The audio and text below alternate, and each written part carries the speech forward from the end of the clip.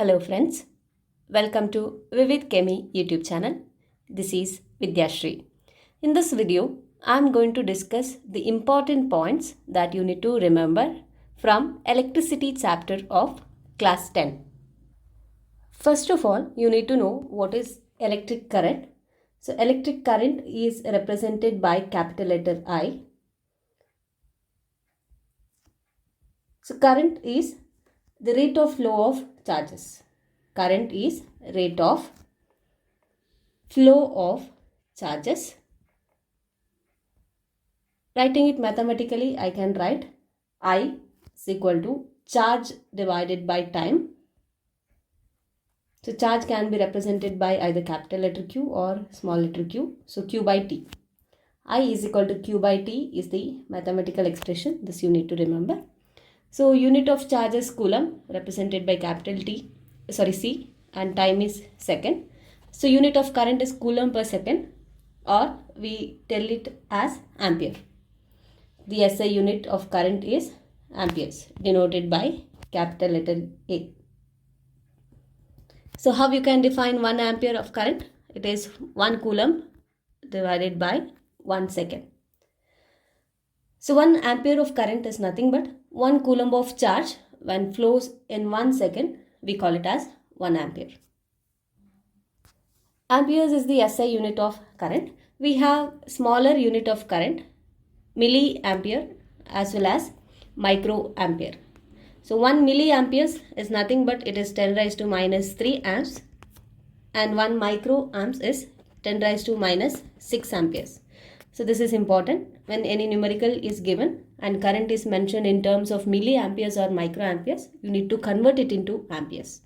1 milliamps is nothing but 10 raised to minus 3 amps, and 1 microamps is nothing but 10 raised to minus 6 amperes. Then you need to know is circuit. A circuit is nothing but it is a closed path for flow of electrons. A closed path for the flow of electrons.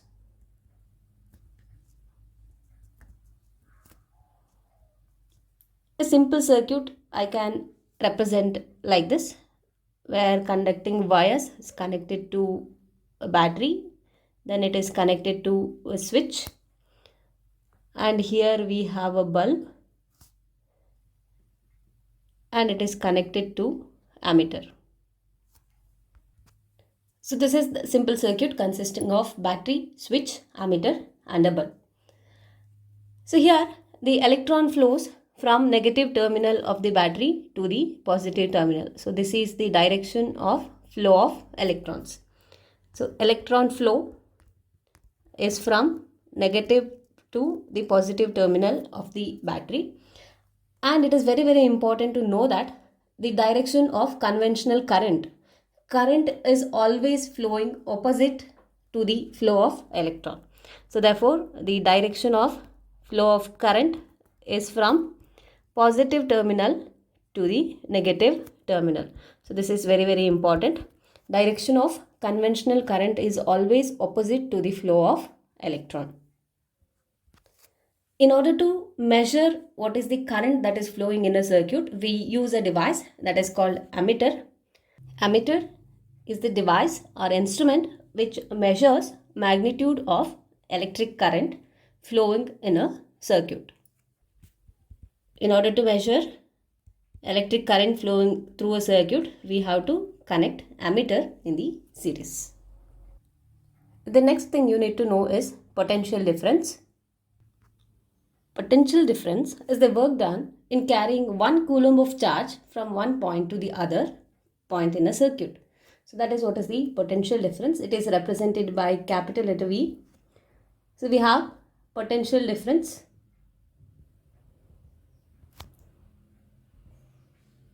It is nothing but the work done in carrying 1 coulomb of charge. So I can write this as work done upon charge. So the mathematical representation is work done divided by charge. Potential difference is represented by capital letter V. Work done is represented by W and charge is Q. So the expression for potential difference is work done divided by charge. The SI unit of work done is Joule, and that of charge is coulomb. So the unit of potential difference is Joule per coulomb, or it is written as volts. Volts and denoted by V. So the unit of potential difference is volts. How we can define 1 volt of potential difference is 1 joule divided by 1 coulomb. 1 volt is the potential difference when 1 joule of work is done to carry 1 coulomb of charge from one point to the other point. So that is what we call as 1 volt. Potential difference is measured with the help of a device that is called as voltmeter. So potential difference is measured using voltmeter. What is voltmeter? Voltmeter is the device that is used to measure the potential difference in an electric circuit. So voltmeter should be connected in parallel across the circuit to measure the potential difference. So earlier I mentioned about ammeter, which is used to measure the current in a circuit, and it has to be connected in series, whereas the voltmeter should be connected in parallel. The next thing you need to remember is symbols for commonly used components in electric circuit. So we have electric cell. It is represented like this, a big line and a smaller line, where the big line represents the positive terminal and the smaller line represents negative terminal. Then we have the representation for battery. Battery is nothing but it is collection of cells. So battery or collection or combination of cells. So I can write combination of cells is nothing but a battery. So that is represented like this. So this symbol represents a battery or combination of cells. Then we have switch. So this can also be called as plug key. So in the open condition, the switch or key is represented like this. So this represents open. When the switch or plug key is closed, it is represented by a dot inside. So the closed switch or plug key is represented like this. Then we have the representation for wire joint. Wire joint is represented by a dot where the wires are getting joined. Wire crossover without joining can be represented like this. So this symbols represents wire crossover without joining.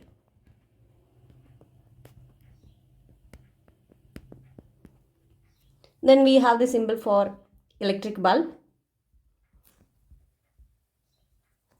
The electric bulb is represented like this. Then we have symbol for resistor. Resistor is represented in this way.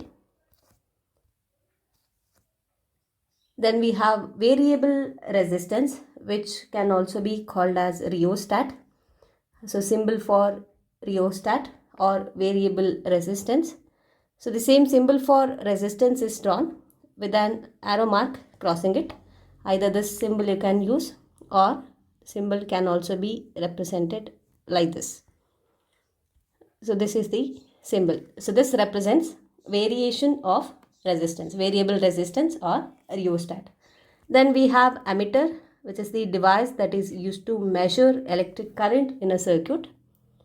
So that is represented by A inside a circle, and you have to represent the positive and negative end. Then we have the representation for voltmeter, which is used to measure the potential difference. It is represented this way.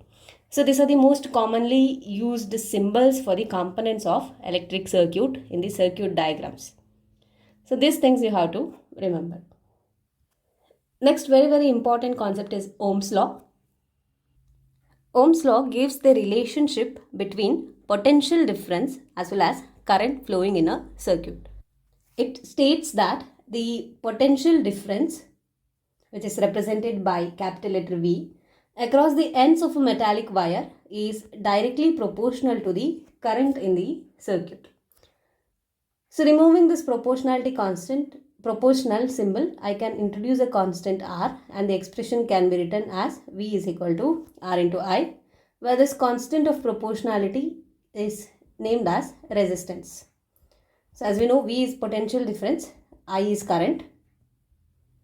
The mathematical representation of Ohm's law is given by V is equal to R into I, or V is equal to IR. So if you want to state Ohm's law is nothing but it tells that potential difference V across the metallic wires in an electric circuit is directly proportional to the current that is flowing in the circuit.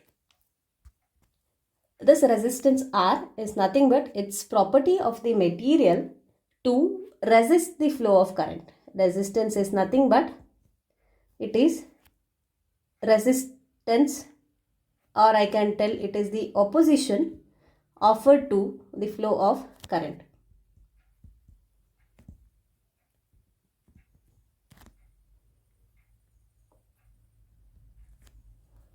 Resistance is the property of the material which resists the flow of current, or nothing but it is the opposition that is offered to the flow of current. SI unit of resistance. So SI unit of resistance, I will write it as R, is ohm, and the symbol is like this. I can rearrange the mathematical expression of Ohm's law for resistance, and I can write it as the potential difference divided by current. Now I can define 1 ohm is nothing but 1 volt upon 1 ampere. Resistance of a conductor is 1 ohm when 1 volt of potential difference is there in the circuit when current of 1 ampere is flowing through it. In another way, rearranging the mathematical expression of Ohm's law, I can write I is nothing but V by R. I is given by potential difference divided by resistance. From this, I can tell that current is inversely related to resistance. It means that whenever the current is greater, resistance is lesser. Or in other words, I can tell lower the resistance, greater is the current. Next, you need to remember importantly is that what are the factors affecting resistance of a material. The first factor that affects resistance of a conductor is the length of the wire, or length of the conductor, I can tell, and the resistance is directly proportional to the length of the wire. It means that as length of the wire increases, resistance of the material will also increase. And the second factor, it depends on area of cross section of wire. Say if I denote area of cross section as A, then resistance is inversely related to area of cross section. It means that as area of cross section is more, resistance is lesser. Then resistance also depends on nature of the material.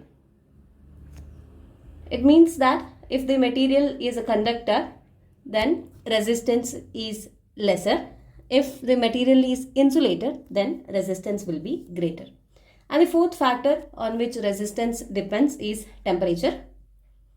So temperature and resistance are directly related. R is directly proportional to T. It means as temperature increases, resistance of the material will also increase. From these two factors, I can write resistance is proportional to the length of the material and inversely proportional to the area of cross section. Removing the proportionality symbol, I can introduce a constant here. I represent it as symbol rho into L by A. The symbol rho, it represents resistivity or specific resistance of the material. This is called resistivity or specific resistance of the material. So this is one expression for resistance. R is equal to rho into L divided by A. One more expression we have from Ohm's law, which is equal to V by I. So these are the two expressions from which we can calculate the resistance. Now coming to the unit of resistivity or specific resistance. Rearranging the expression for resistance, say we have R is equal to rho into L by A. Rearranging the expression for rho, I can write it as R into A divided by L. So R has unit ohm, A is area, and the unit is meter square. L is length, it is represented by meter. So this meter and 1 meter here cancels, and therefore the unit of resistivity is ohm meter. This is very important. Unit of resistivity is ohm meter. Very important. Next important thing you need to remember is about the resistance when we have a system of resistors. There we need to discuss two types of connections. Series connection of resistors as well as parallel connection of resistors, which is very important from the examination point of view. Here you can see the two circuit diagrams. So in case A, resistors are connected in series. So here you can observe the three resistors R1, R2, R3 are joined end to end. To the end of R1, R2 is joined. To the end of R2, R3 is joined. Means they are joined end to end. So this means the connection is series. Resistors are connected in series. Here in B, you can see that the three resistors R1, R2, R3 are connected between the points X and Y. Means they are connected in parallel. All the three resistors are connected together between the points X and Y, whereas in the first case they are joined end to end. So this is the difference between the series connection as well as parallel connection. Now we will see how current and voltage can be measured with respect to series connection as well as parallel connection, and how you can calculate the total resistance in the circuit.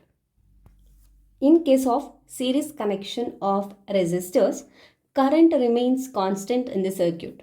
That means if I consider the total current as I, then the current which passes through all the three resistors are equal. That is what current remains constant. So I can write I1 is equal to I2 is equal to I, which is equal to the total current. Current remains constant.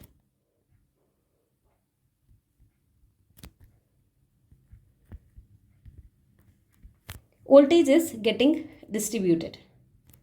Means total voltage you can obtain by adding voltages across all the three resistors. Current remains constant and voltage getting distributed.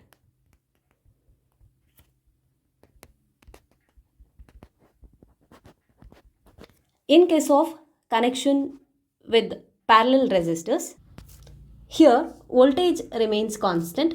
That means V is equal to V1 is equal to V2 is equal to V3. Voltages across all the three resistors remains constant. Voltage is constant, whereas the current is getting distributed. So I is nothing but I1 plus I2 plus I3. Current is distributed. So this is the important difference between resistors connection in series as well as parallel. In case of series connection, current remains constant and voltage is distributed, whereas with respect to the parallel connection, current is distributed and voltage remains constant. In order to calculate the total resistance in the circuit in case of series connection, the total resistance is the sum of all the individual resistances. So R1 plus R2 plus R3 gives total resistance in case of series connection.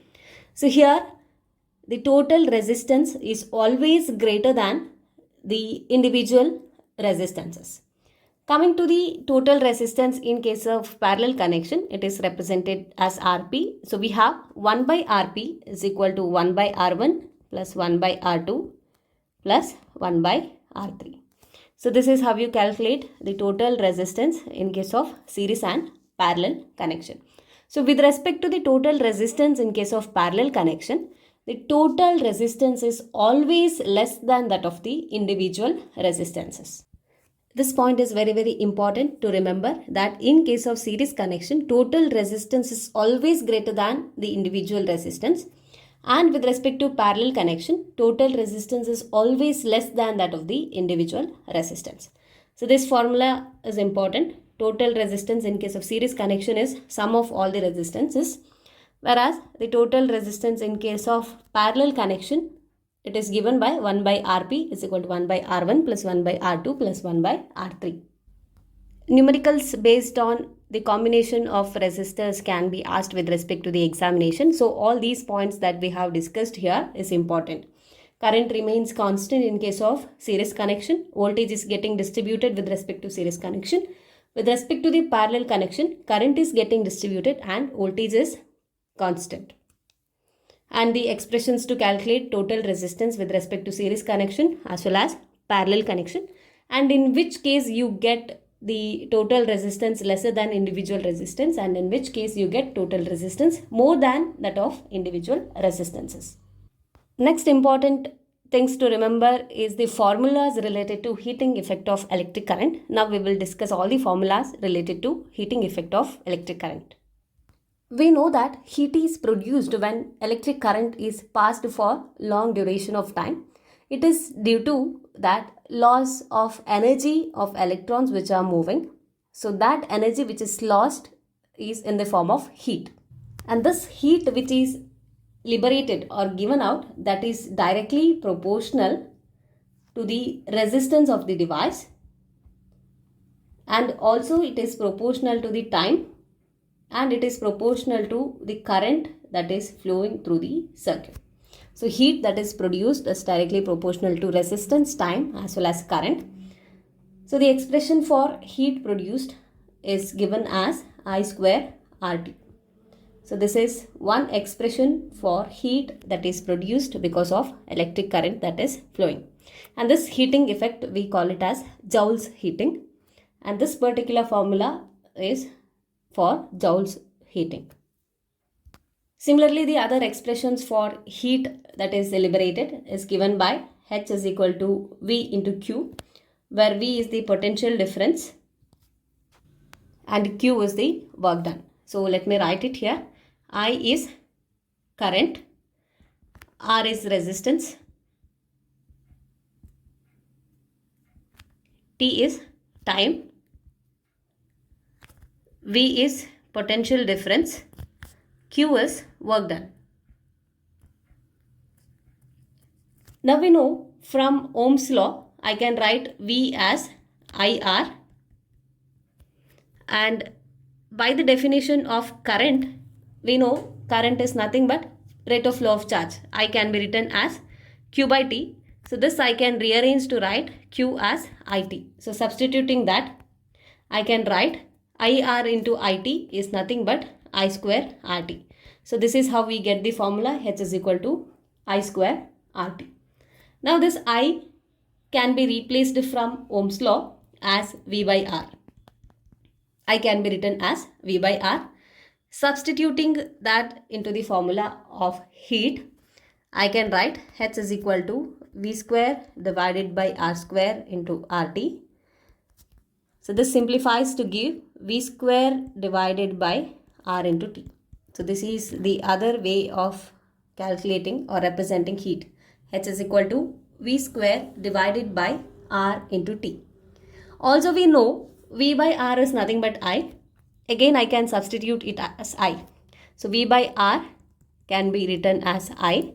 1V as such, time. So the other formula is H is equal to I into V into T. So there are four formulas for calculating heat that is produced because of electric current.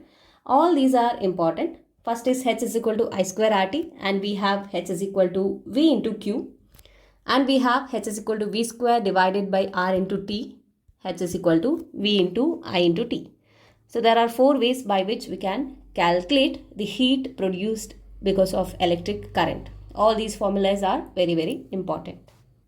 The electric appliances like electric iron, electric heater, electric oven, electric toaster, and even kettle, everything works on Joule's heating effect. So that is what is the heating effect that we have discussed because of electric current. All these devices work based on the Joule's heating. And even the electric bulb, that is also working on the principle of Joule's heating. And even the fuse that we use in electric circuit to avoid the damage caused by the short circuit or overloading of the electric current in the circuit. All the principle involved behind the working of fuse, electric appliances like electric iron, heater, oven, and even the electric bulb are because of the application of Joule's heating. If you want to know how the fuse protects the electric circuit or electric device, is just by Joule's heating. So let me explain how that is happening. So this fuse consists of a wire which is made up of an alloy which is having very low melting point. Whenever the extra current that is flowing in the circuit, that will cause the melting of the fuse wire. So as soon as the fuse wire melts, the circuit will be broken. So that's how the electric devices will be protected. The next concept is electric power. So it is rate of doing work, or it is the rate of consumption of energy. Electric power is represented by capital letter P. So P is nothing but work done divided by time, rate of doing work, or it can also be defined as rate of consumption of energy. So energy consumed divided by time. So P is equal to W by T, work done divided by time, or it is energy consumed upon time.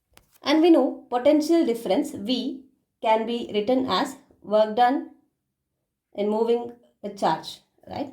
So it is work done divided by charge. So from this equation I can write W is the product of potential difference and the charge. Substituting that, I can write V into Q divided by T. So Q by T is nothing but current, so that I can write P is equal to V into I. So this is the expression for power. Either you can consider it as work done divided by time, or it is the product of potential difference and current. And the SI unit of power is watt. Unit of power is watt, represented by capital letter W. The higher units of power, it can be represented as kilowatt. 1 kilowatt means 10 to the power 3 watts, which is equal to 1000 watts. And we have 1 megawatt, which is nothing but 10 raised to 6 watts. So the other expressions we have for electric power, replacing the value of V by Ohm's law, V is nothing but IR. Substituting that, the expression for power becomes I square R. It's by substituting V is equal to IR. So this is the other expression to calculate electric power when current and resistance is given. So the same current you can substitute as I is equal to V by R from the Ohm's law. Then we can calculate electric power by knowing the voltage as well as resistance by V square divided by R. So these are the 4 ways by which you can calculate the electric power. So P is equal to W by T, P is equal to V into I, P is equal to I square R, P is equal to V square divided by R. One more concept you need to know is about electric energy. So it is nothing but electric power multiplied by time. So the electric energy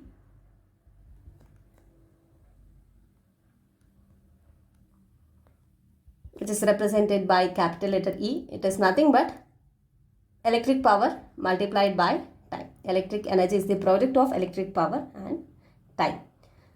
So the SI unit is Joule. So I can write it as watt second. So it is nothing but the SI unit is joules. Electric energy, the SI unit is joules. So the commercial unit of energy, this is very, very important. Commercial unit of electric energy is kilowatt hour. So this is the commercial unit. Commercial unit of electric energy is kilowatt hour. So 1 kilowatt hour is equal to 1000 watts and 3600 seconds. So this can be written like this, watt second. So this is nothing but I can write this as 3.6 into 10 to the power 6 joules. So this is important. 1 kilowatt hour is nothing but 3.6 into 10 to the power 6 joules. These are all the important points that you need to remember from electricity chapter, which can be asked in examination. So in this video, we had discussed what is electricity, what is potential difference and mathematical expressions for them. We had discussed what is Ohm's law, mathematical expression, and series as well as parallel connection of resistors we have discussed. We have discussed about Joule's law of heating, nothing but the heating effect of electric current. We had discussed about electric power as well as electric energy. I'll end this video here. In my next video, I'll solve the questions related to the electricity chapter. I hope you have understood the topics that have been discussed here. Thank you for watching. Like and share the video if the contents provided here are useful to you. Subscribe to my channel for more updates.